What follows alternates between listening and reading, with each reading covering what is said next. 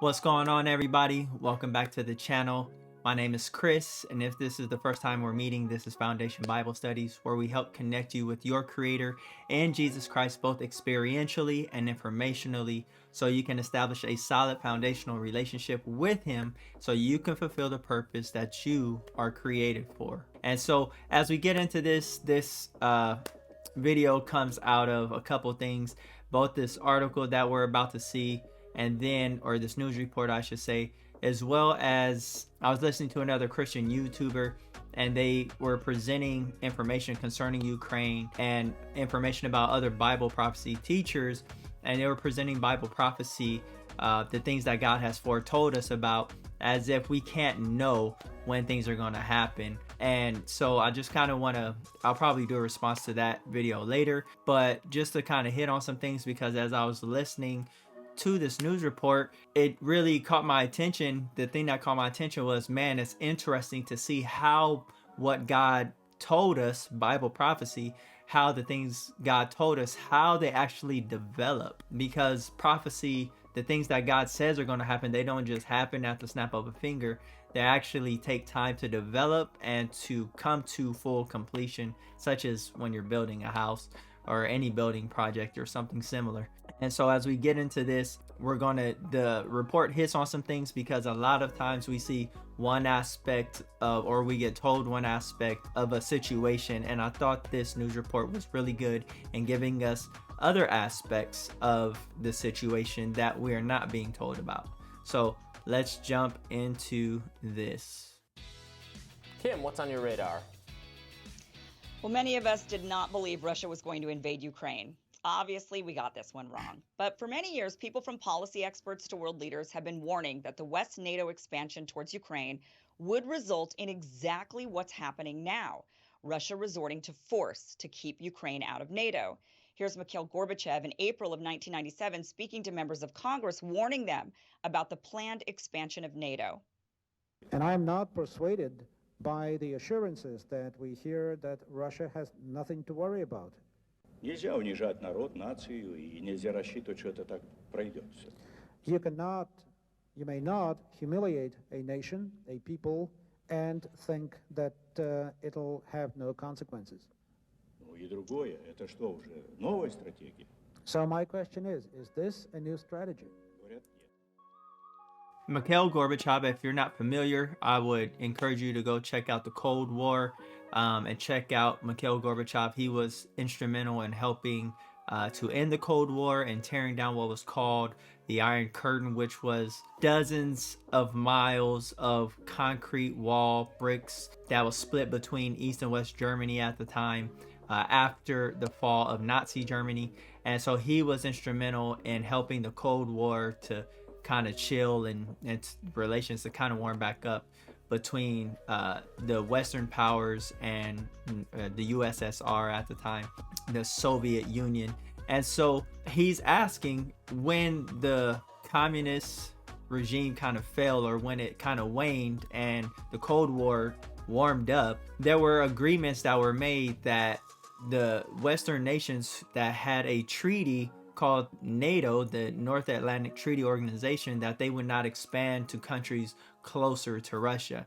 And so that's what Mikhail Gorbachev is talking about. The young lady in this report, she'll kind of expand on that as well. It was Gorbachev who Bush Sr. made the assurances to that NATO wouldn't expand. So when he talks about being humiliated, it's likely also personal. But just stop for a moment and think.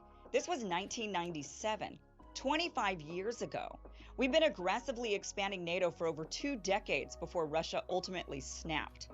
Another warning came in. So 1997, the Cold War ended in 1989, almost not exactly 10 years later, but almost 10 years later, 8 years later, and they're still having he's still having concerns when he was told that this treaty organization would not be expanding. How would you feel if somebody told you something that was vitally important to you and you they just disregarded their word? I don't like when people lie to me, but let's continue on. In 2010, here's Russian historian and NYU professor Stephen F. Cohen speaking at Carnegie Mellon. NATO expansion is not over for the Russians, it's a reality. NATO's sitting on its borders. It's not about future NATO expansion, it's about current. NATO expansion represents the following to Russia, and near this I will end. It represents a profoundly broken promise to Russia made by the first Bush that in return for united Germany in NATO. A profoundly broken promise. One of the things I learned is not to make promises, because when I was younger, they didn't necessarily make a promise, but they told me and my brothers they were going to do something and they did not do it. And I was only 10 years old, and this affected me so badly that for years, it was show me, and that's exactly how it should be. But I really didn't believe people when they told me stuff. It was a show me attitude. I wouldn't tell them that necessarily, but I wouldn't believe people when they told me. And so this is what's going on here. Somebody gave their word, gave their promise, and the actions have not matched up with the promise. So let's continue on, and just let this process all in your mind, because we think Russia's just doing this. They're being painted as they're just doing this without no issues. And I'm not saying it's not a horrible thing, but we have to try to, as objectively as possible, look at this from all sides. NATO would not expand eastward. This is beyond any dispute. People say, well, they never signed a treaty.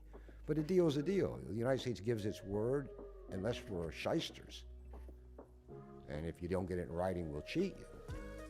We broke our word. And when both Putin and Medvedev say publicly to Madeleine Albright and others, we, Russia, feel deceived and betrayed, that's what they're talking about. So NATO represents, on the part of Russia, a lack of trust. You break your words to us. To what extent can we trust you? Secondly, it represents... You break your word, your word to us. How can we trust you? Military encirclement. If you sit in the Kremlin and you look out at where NATO is and where they want to go, it's everywhere. It's everywhere on Russia's borders. How would we like it if somebody, Russia or China, that was aggressive, if they sent ships to our coast all the time, consistently? How would we feel about that? And we know they're armed, we know that they're powerful. How would we feel about that? I don't think we would take that too lightly. Like I said, I'm not trying to justify anything. I just want us to objectively see what's going on, and how what God says, how so many people play a part in what God says is going to happen. So he makes a great point about honoring our word, even if it isn't in writing, unless we're a bunch of shysters, he says. And maybe we are. In 2015, international relations expert John Mersheimer talked about how we're purposefully baiting Ukraine to take a hard line with Russia under false promises of inviting them into the West.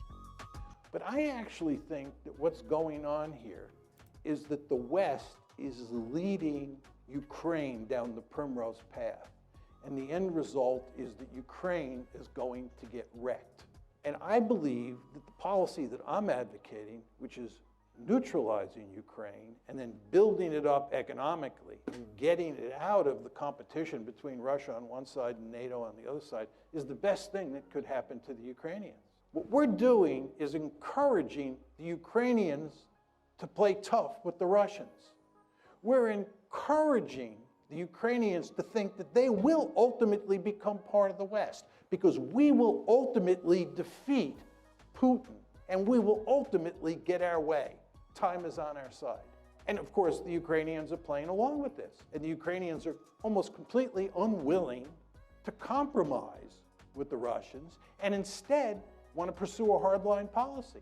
Well, as I said to you before, if they do that, the end result is that their country is going to be wrecked. And what we're doing is, in effect, encouraging that outcome. I think it would make much more sense for us to work to create a neutral Ukraine. It would be in our interest to bury this crisis as quickly as possible. It certainly would be in Russia's interest to do so.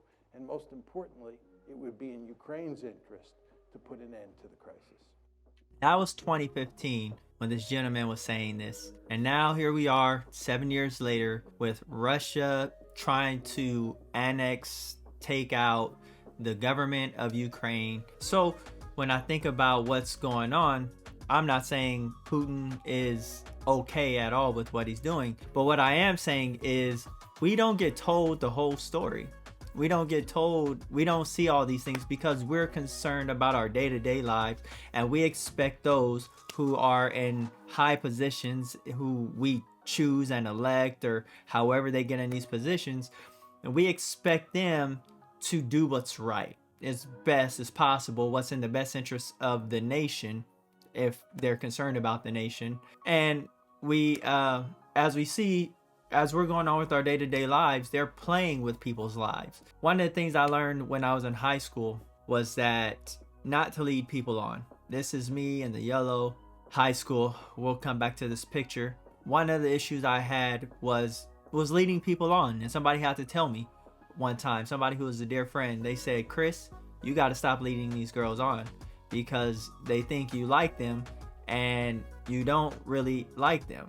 And so what is it that we are doing with Ukraine? What is it that we've been doing with Ukraine? We led them on to believe something that was never probably going to happen. And so as we look at prophecy and we look at things that are going on in Ukraine, absolutely horrible. But who's to blame?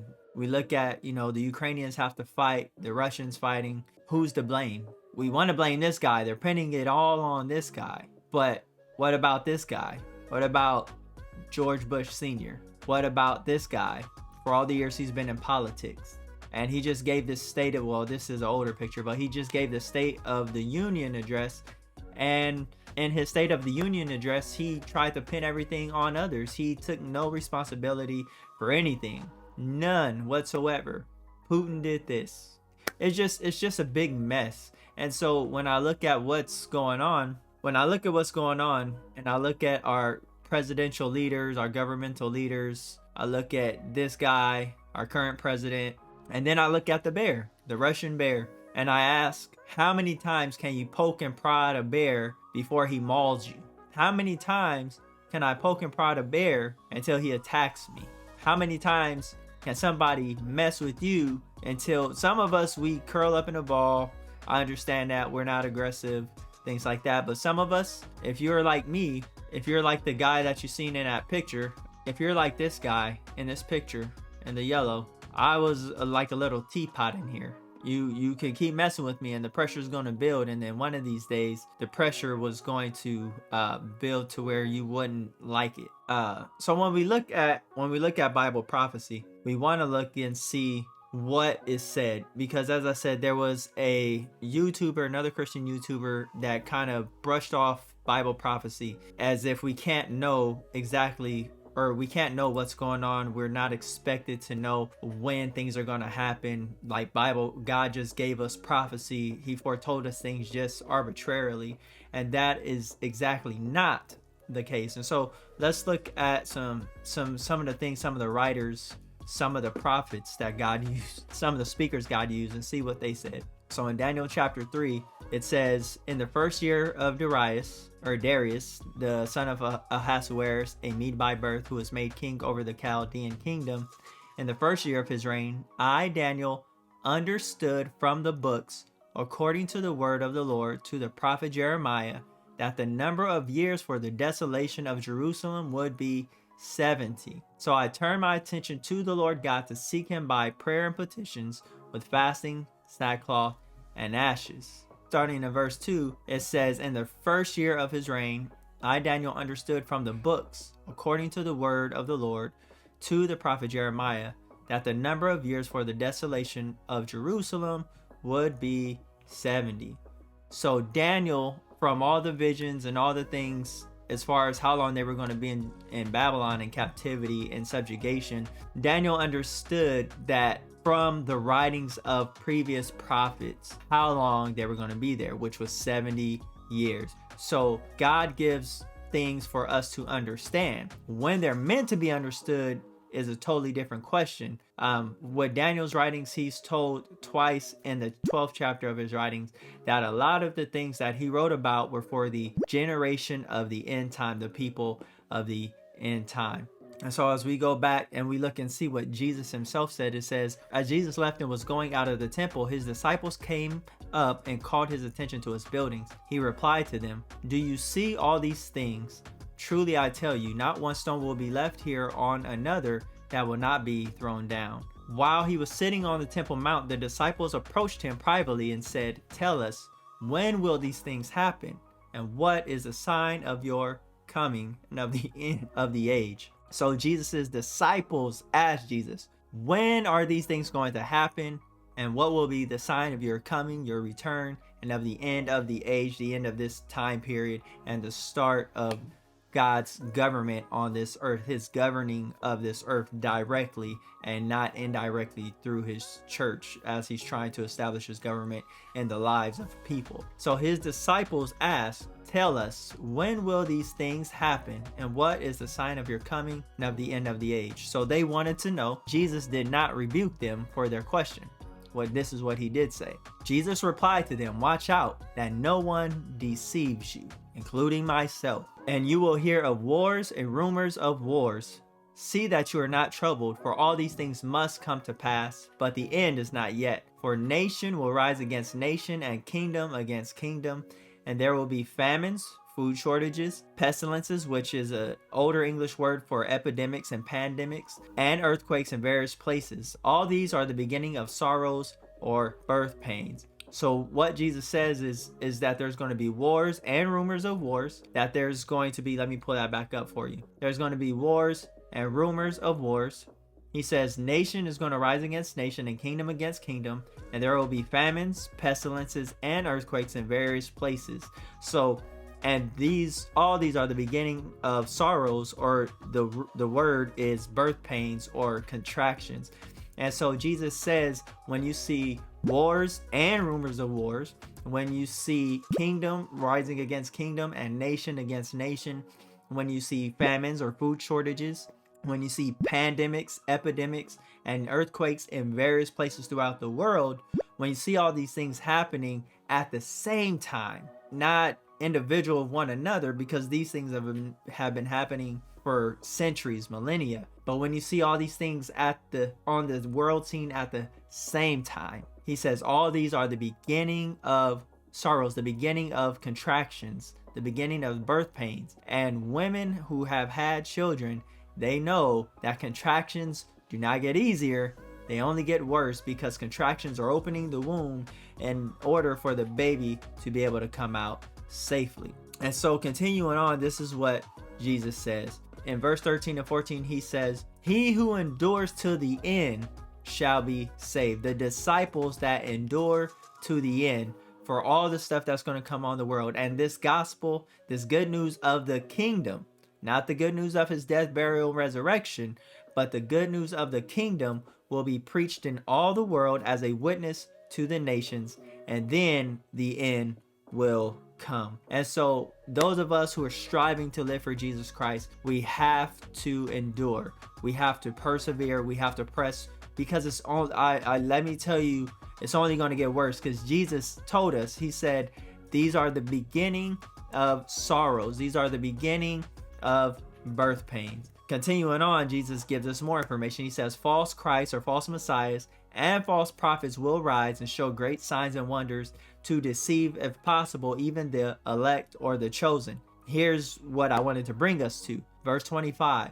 "See, I have told you beforehand." I have told you beforehand. Like I said, I'm going to do a response video to the one I seen, but Jesus said he told us beforehand. If it was arbitrary, if it was for no purpose, if we could not pinpoint, if we could not focus and see clearly what's going on, there would have been no point to him telling us. But he said, look, I told you beforehand. And although he's speaking to his direct disciples, he later, as the Holy Spirit, will have them write it down. So it will be written for those of us who would come to the time, or who will be born in the time before his return. So that way we can teach others and share with others and help others to understand what is going on in our world. And so with that, he says, I tell you beforehand.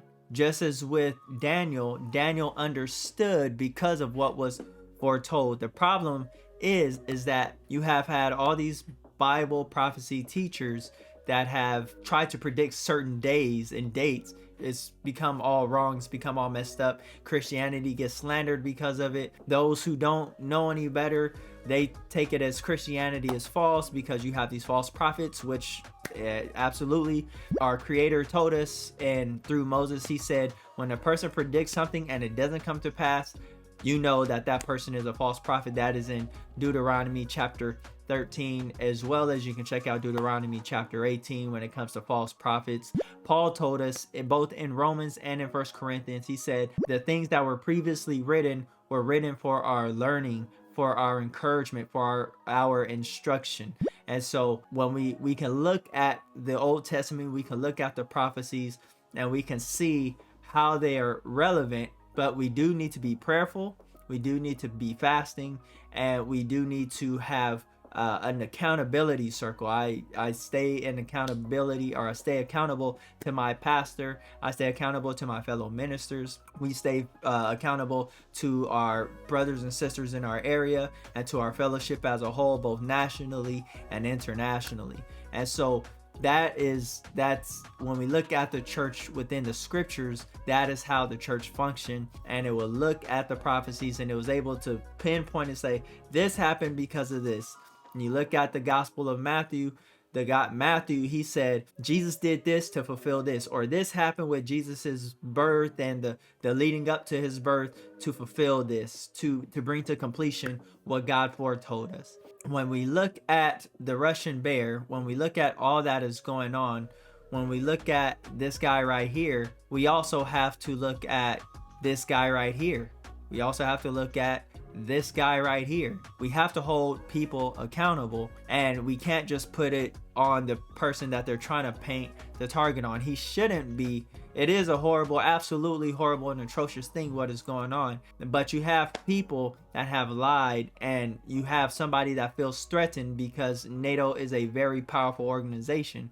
That's that part, just being able to see both sides objectively, and continue to pray for Ukraine. Pray for Putin.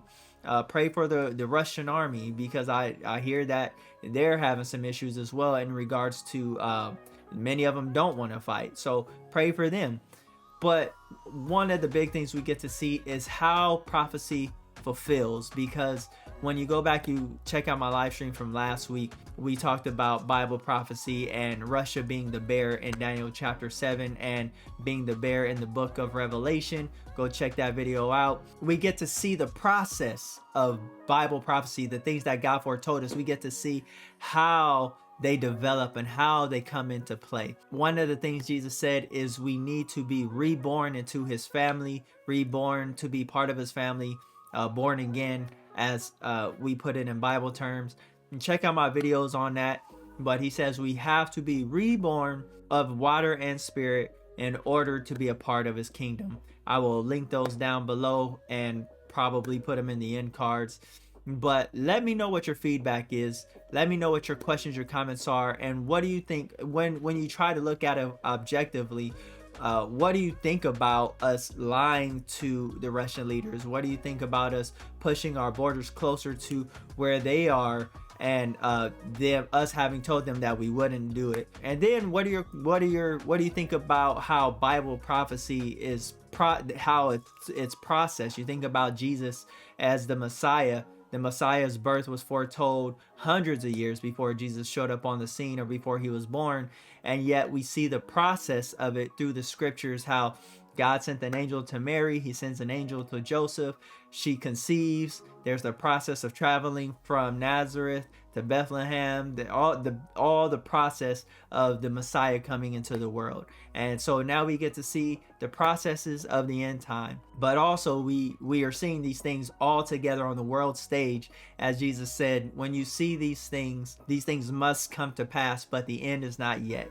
These are the beginning of sorrows. That means there's more to come. And in order to make sure that we are lined up and to be a part of God's kingdom, the ones who will help him rule and govern this world, we need to be reborn into God's kingdom. Check out my video on that and let me know your comments, your questions below, and connect with me through the social media links. Until the next one, God bless you guys. Let me know what you think. God bless you in Jesus' name.